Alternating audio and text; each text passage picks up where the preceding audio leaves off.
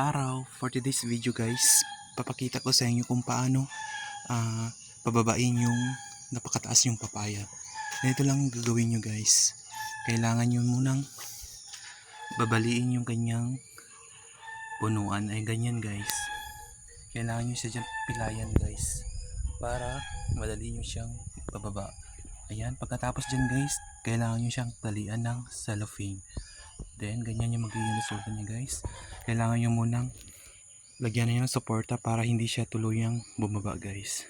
Ayan, ayan yung nagiging paraan para magiging madali na lang tayo sa pagkuha ng ating papaya. Ayan guys, sobrang baba niya na guys. Pwede na siyang maabot lang guys. Dahil dati ito guys ay sobrang taas, napakahirap kunan ng bunga. Pero ngayon, abot kamay na natin siya guys. Thank you for watching.